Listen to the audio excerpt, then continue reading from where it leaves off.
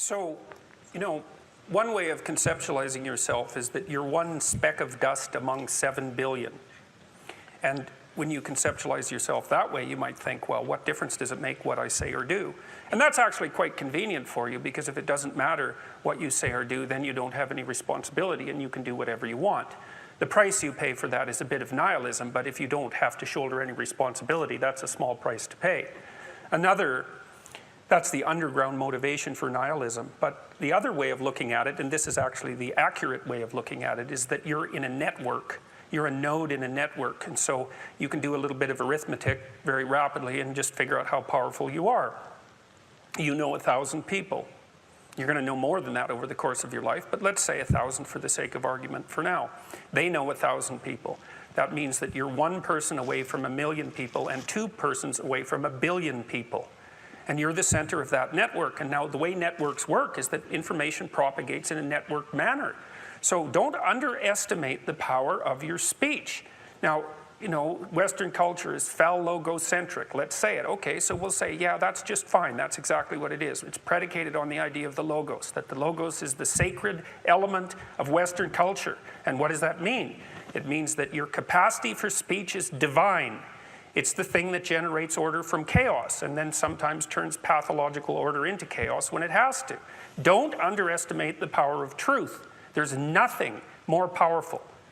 Now, in order to speak what you might regard as the truth, you have to let go of the outcome. You have to think, all right, I'm going to say what I think, stupid as I am, biased as I am, ignorant as I am. I'm going to state what I think as clearly as I can, and I'm going to live with the consequences no matter what they are. Now, the reason you think that's an element of faith. The idea is that nothing brings a better world into being than the stated truth. Now, you might have to pay a price for that, but that's fine. You're going to pay a price for every bloody thing you do and everything you don't do. You don't get to choose to not pay a price. You get to choose which poison you're going to take. That's it.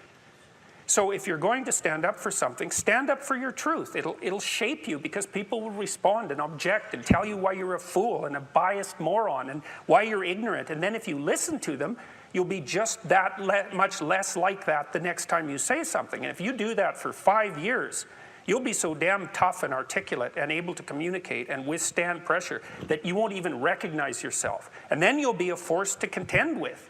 And you don't get to wait until, because I get letters like Sad gets all the time too, from faculty members in particular, and they say, well, when I get tenure, it's like, then they think, well, when I'm an associate professor, and then they think, well, when I'm a full professor. It's like, if you're a professor already, you're like the most protected person in the history of the planet, and you need, well, okay, but one of the things that indicates is that it's almost impossible to provide people with enough protection so that they feel safe to speak. Okay, so we'll address that directly. It is not safe to speak, and it never will be.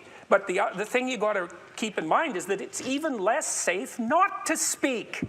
Right? It's a balance of risks. It's like you want to pay the price for being who you are and stating your mode of being in the world, or do you want to pay the price for being a bloody serf, one that's enslaved him or herself? Well, that's a major price, man. That thing unfolds over decades, and you'll just be a miserable worm at the end of about 20 years of that, right? No self-respect, no power, no ability to voice your opinions, nothing left but resentment because everyone's against you, because of course you've never stood up for yourself. It's like, say what you think carefully, pay attention to your words. The price it's a price you want to pay if you are willing to believe that truth is the cornerstone of society. And in the most real sense, if you're willing to take that leap, then tell the truth and see what happens. And nothing better could possibly happen to you. There'll be ups and downs, and there'll be pushback, and there'll be controversy and all of that, but it doesn't matter. The truth is what makes the world, the truth is what redeems the world from hell, and that's the truth. And we saw plenty of hell over the last 100 years, and we haven't learned a bloody thing from it. It's like, wake up, tell the truth, or at least don't lie. That's a start. And you got to understand that's a risk. But I have one more brief thing to say about that. So, you know, I said what I had to say back in September, and I'm sure that I could have done it better, and many people have told me how I could have done it better, although it didn't mean they would actually do it, but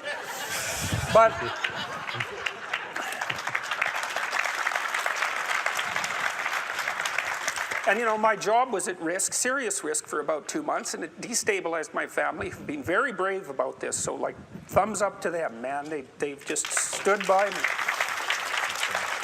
But here's the optimistic news, is the university has left me alone completely. I shook hands with the dean 2 weeks ago. We're on friendly terms. They don't want this to go any farther than it has already. The students were tremendously welcoming when I came back to teach in January. I haven't had a single negative incident at the university. And I've received thousands of letters from people all over the world, all of which have been in support. I've received 2 negative letters. That's it. 2. So the people have an inchoate longing to have the sort of thing that we're talking about articulated. And so don't be thinking you're alone. It's just that people can't talk, they're afraid to talk, or they don't know what to say. And those are real problems. So if you're reasonably articulate, like, start talking and sharpen yourself up. I mean, the enemy is a cloud. They're a cloud of gnats. They're only courageous in groups. They're only courageous in mobs. If you stand your ground and don't apologize and articulate things properly, they'll disperse around you like they're not even there. So most of it's illusion. So don't be afraid, but be afraid of the right thing. And the right thing you should be afraid of is not saying what you say, because that's the same as not being. And here you are, suffering away. You might as well be at the same time. At least then there's something to you. So